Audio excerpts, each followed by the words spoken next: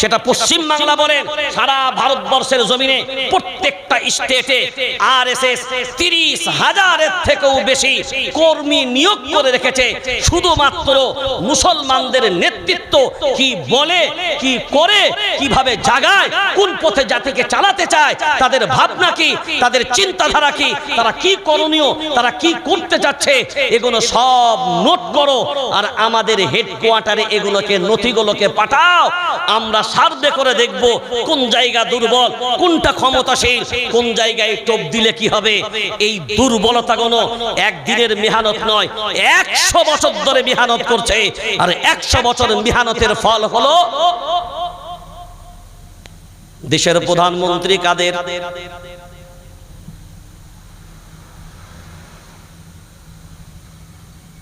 ভাবেননি কোনদিন?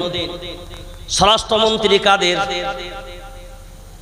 অর্থমন্ত্রী কাদের? গৃহমন্ত্রী কাদের? সেনাপ্রধান কাদের? সব টপ, ভারতবর্ষের টপ রঙ্কের সব মাথাগুলো। মানে ভারতবর্ষের রাম মন্দির উদ্বোধন হবে,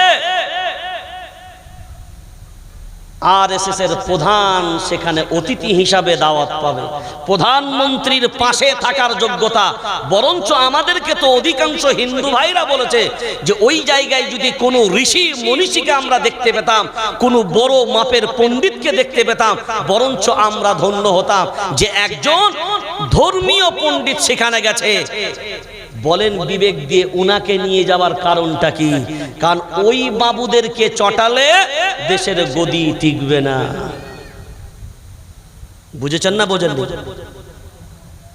আমরা খবর দেখেছি কিন্তু মূল্যায়ন কাগজ করি, মগজ খরচ করি না। এ সুকৌশল ছোট্টখাট্ট ব্রেনে যারা দায়ী, যারা কর্মী, যারা কাজ করে পথে নেমে, তাদের অনুধাবন, তাদের ভাবনা এই জন্যই আসে। এই ছোট্ট ছোট্ট জিনিস থেকে অনেক বড় তথ্য উঠে আসে। এবার আপনি বিবেক দিয়ে বলেন, ওই গুজরাটের দাঙ্গার বুকে সব থেকে ভারতবর্ষের কাপড়ের নাম্বার 1 ব্যবসায়ী আর কারখানা আর প্রোডাক্ট তৈরি হয়, সেটা হচ্ছে সুরাট। কোথা? ওই দাঙ্গায় প্রথম ওই কলকারখানাগুলোকে প্রথম টার্গেট করা হয়। মানুষকে, ভারতবর্ষের মানুষগুলোকে দুর্বল করতে গেলে দুর্বল সেই মানুষটা হয়। একটা মানুষের শক্তি থাকলেও সে যদি অভাবী হয়, সে চাইলেও দুর্বল। কি বললাম? চাইলেও। নোটবন্দি এমনি এমনি হয়নি। যদি নোটবন্দি ভারতবর্ষের কালো ধন ফিরিয়ে নিয়ে আসার জন্য হতো, তাহলে সারা ভারতবর্ষের মিডিয়াগুলো কোথায় ঘুমালো? কয় পার্সেন্ট কালো ধন বাড়িতে ফিরে এসছে বলো? নোটবন্দি তো হলো, যার উদ্দেশ্যে নোটবন্দি হলো সেই উদ্দেশ্যে তুমি বিবেক দিয়ে ভাবনা চিন্তা করে বলো যে কয় টাকা কালো ধন বিদেশের টাকা ভিতরে ঢুকলো?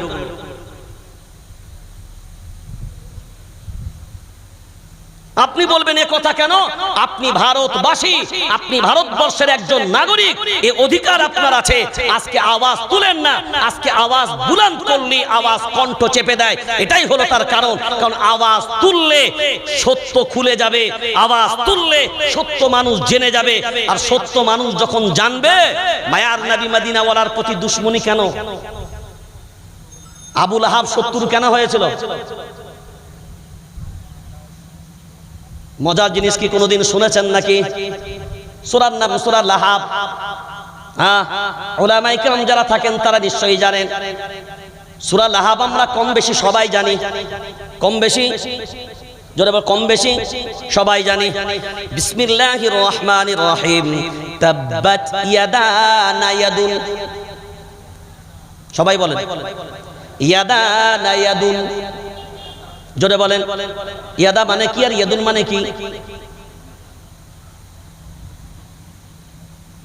ইয়াদুন কি আর ইয়াদা কি? তাব্বাত ইয়াদা আর তাব্বাত ইয়াদুন হওয়া উচিত ছিল ইয়াদুন। ইয়াদুন মানে হলো একটা হাত। ইয়াদুন মানে, ইয়াদুন মানে হাত, আরবিতে ইয়াদুন বলা হয়। ইয়াদুন মানে হাত। ইয়াদুন একটা হাত, কিন্তু ইয়াদা মানে হলো দুইটা হাত। ইয়াদা মানে জোরে বলেন দুই হাত। তাব্বাত ইয়াদা, ইয়াদুন বলেন ইয়া আল্লাহ। খুব বিবেক দিয়ে ভাবনা চিন্তা করে দেখেন, মায়ার নবী মদিনাওয়ালা যখন আবু লাহাবদের সামনে যখন এই কথা বললেন, আমি যে কথা বলবো আপনারা কি মানেন? বলে হ্যাঁ 100% মানি, আপনি যা বলবেন। আমি ঘটনাটা বলছি না। আবু লাহাব মায়ার নবী মদিনাওয়ালার দিকে এক হাত দ্বারা পাথর ছুঁড়েছিলেন। কয় হাত দ্বারা? জোরে বলেন। এক হাত দ্বারা। ধরুন এটা পাথর, এটা আমি ছুঁড়বো, কয় হাত দ্বারা? জোরে বলেন। এক হাত দ্বারা ছুঁড়লাম। এরকম হবে না, এরকম মারা হবে। ছুটতে গেলে একটা হাত, এই যে একটা হাত। তাহলে আবু লাহাব একটা হাতে পাথর ছুঁড়লো মায়ার নবী মদিনাওয়ালা। তাহলে উচিত ছিল তাব্বাত ইয়াদা না হয়ে ইয়াদুন। আল্লাহ বলেন তাব্বাত ইয়াদা আবি লাহাবি ওয়া তাব। এখানে আবার মুসাদ্দাদ বায়, কলকলা হবে কিন্তু একটু বেশিক্ষণ ধরে, সাকিন হলে ঝরাম। এই যে তাব্বাত ইয়াদা আবি লাহাবি ওয়া তাব, খুব ভালো করে এবার বোঝেন। ধ্বংস হোক আবি লাহাবের দুই হাত। কয় হাত? কেন দুই হাত বললেন আল্লাহ? তাহলে তো আল্লাহ অবিচার, ন্যায় বিচার করলেন না। অপরাধ যেটা শাস্তি হবে সেটা, দুইটা কি কেন ঘোষণা করলেন?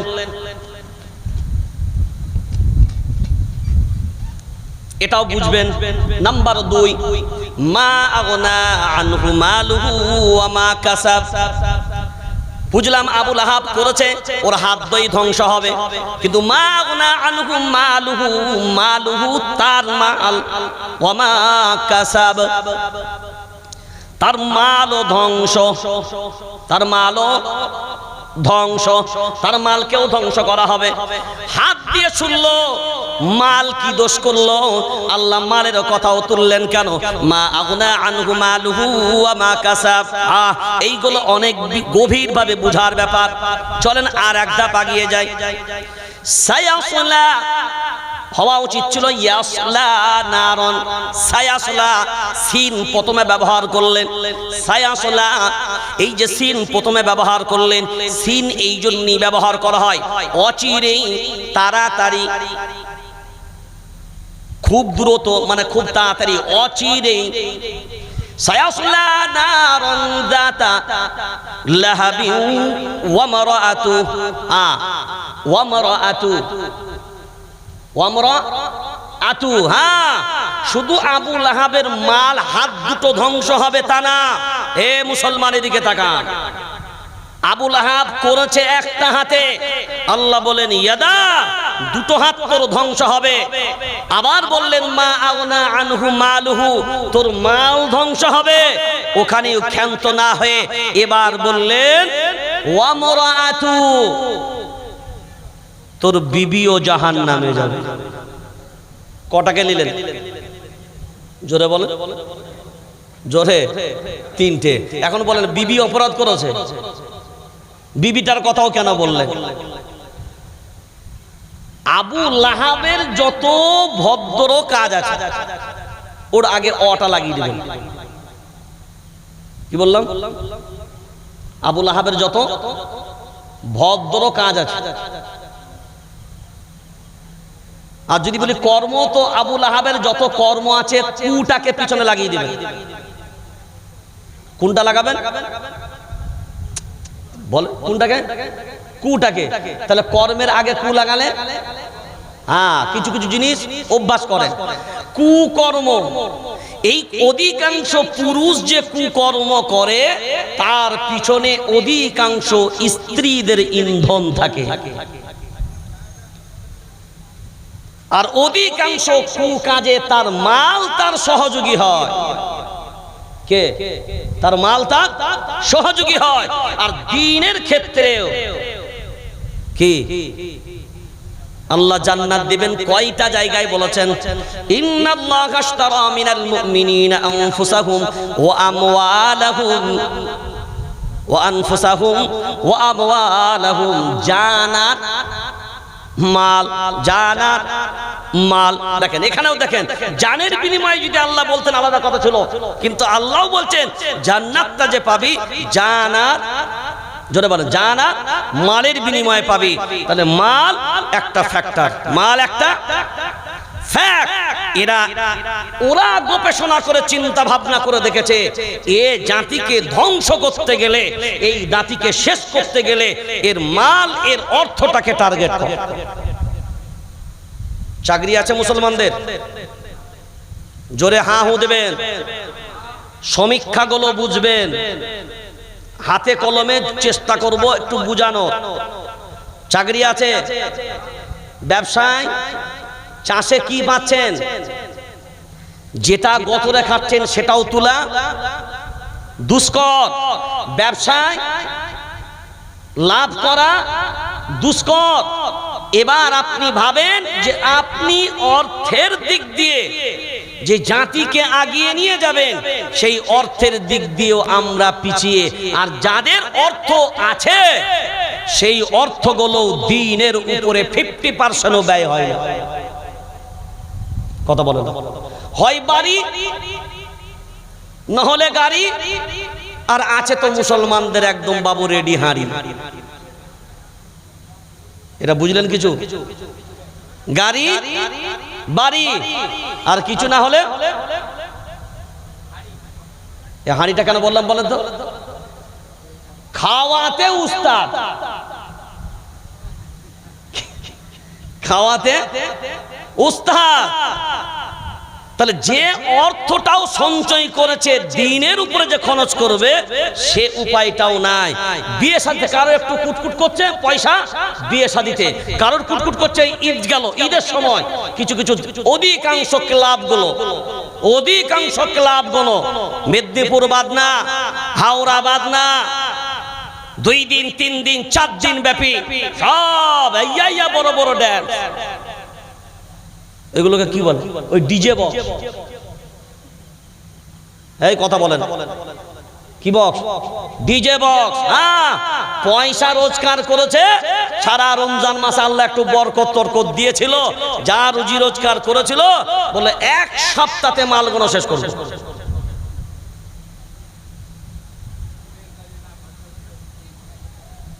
আমি আপনাকে হেডলাইনটা বলিনি এখনো, আমি শুধু হেডলাইনটাই যাচ্ছি।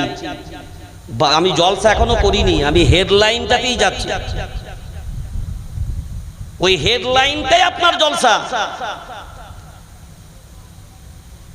এবার অর্থটা এই জন্য ফ্যাক্ট, ধ্বংস হয় প্রথম অর্থ। আর ভারতবর্ষে বর্তমান সময়ে চাকরির দিক দিয়ে এ জাতি পিছিয়ে কেন? চাকরির অধিকার কি এ দেশে মুসলমানদের নেই? এবার আপনি বলবেন, নেতারা আপনাদেরকে বলবে চাকরি হবে, তোমাদের শিক্ষা আছে। শিক্ষা নেই মানে মাধ্যমিক পাস ছেলে আমাদের নাই? কথা বলেন না কেন? উচ্চ মাধ্যমিক নাই? একটা হোমগার্ডের চাকরির জন্য 8 পাস হলেই হোমগার্ডের চাকরি পায়। 8 পাস হলে যদি হোমগার্ডের চাকরি পায়, আমাদের মাধ্যমিকের কত হাজার হাজার ছেলে এমনি মাঠে ধান চাষ করে। শিক্ষা নাই কেন বলেছে? চাকরি দেবে না এটা বলো। বরঞ্চ এদেশে ব্রিটিশ সাম্রাজ্যবাদীরা যখন এদেশ শাসন করেছে, তখন এদেশের মাটিতে মুসলমানদের সরকারের খাতায় 27% চাকরি ছিল।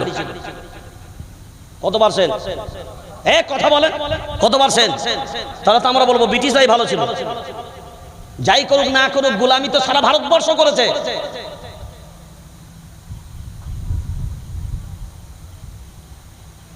যারা এই দেশের জন্য শ্রম দিল, রক্ত দিল, সব দিল, এদের দেশের স্বাধীনতায় আজকে পার্লামেন্ট তোমাদের হাতে তুলে দিল, আজকে তাদেরই মাথায় বেল ভেঙে খাচ্ছ বলো। যার শিল তারই নোরা, তারই ভাঙে দাঁতের গোড়া।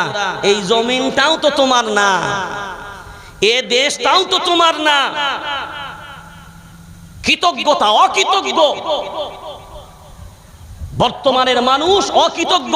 যদি প্রকৃত কৃতজ্ঞ হতো তাহলে অবশ্যই এ দেশে মুসলিম টুপিওয়ালা দাড়িওয়ালা এদের কুরবানিগুলোকে ভুলে যেত না।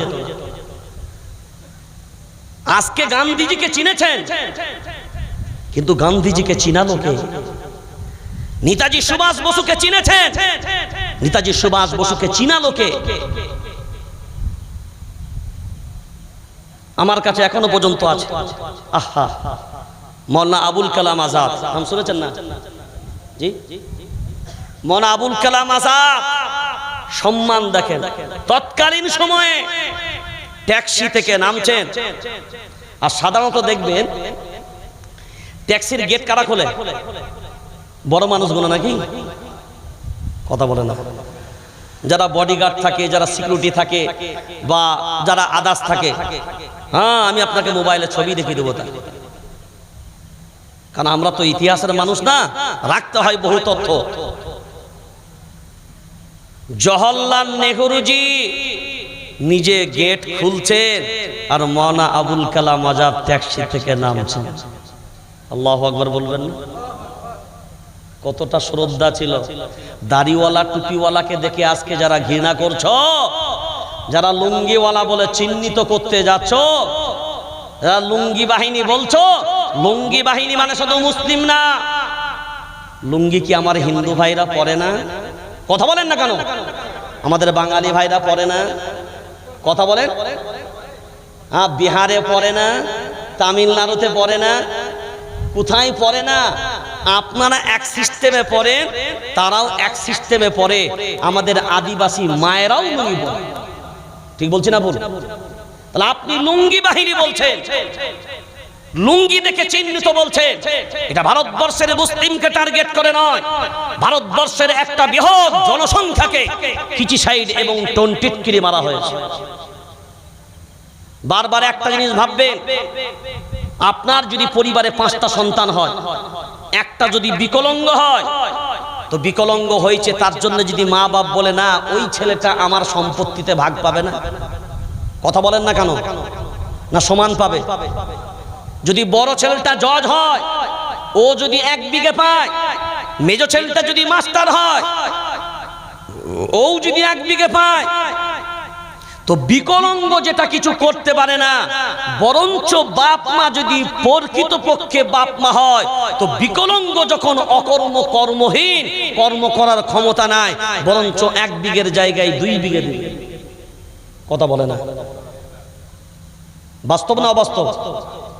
আজ যদি আপনার মনে হয় শিক্ষাই মুসলিম সাচার কমিটির রিপোর্টটা পেশ করেছে, ভারতবর্ষের জমিনে মুসলিমরা শিক্ষায় পিছিয়ে আছে, অর্থনীতিতে পিছিয়ে আছে, তাহলে পিছিয়ে পড়া জাতিকে, পিছিয়ে পড়া মানুষগুলোকে তোলার দায়িত্ব কার? কার? গার্জেন যারা তাদের। কারা? গার্জেন যারা তাদের। আজ যদি দেশের প্রধানমন্ত্রী শ্রী শ্রীধর দামোদর মহাশয় বলেন, না আমি ভারতবর্ষের প্রধানমন্ত্রী না, আমি বিজেপির প্রধানমন্ত্রী, মেনে নেবে কেউ? কথা বলে না। বিদেশে ভিন্ন ভিন্ন দেশে যায়, ভারতের প্রধানমন্ত্রী হিসাবে সম্মান পায় না পার্টির নেতা হিসাবে সম্মান পায়? জোরে বলেন। তাহলে ভারতবর্ষের নেতা হিসাবে, প্রধানমন্ত্রী হিসাবে সম্মান পান আমরা ভারতবাসী, ভারতের বাসিন্দার আমরা গর্ববোধ করি এই জন্যে যে আমাদের প্রধানমন্ত্রীর সম্মান হয়েছে। আপনার পার্টির নেতা হিসাবে সম্মানিত হন না, দেশের প্রধানমন্ত্রী হিসাবে সম্মানিত হন।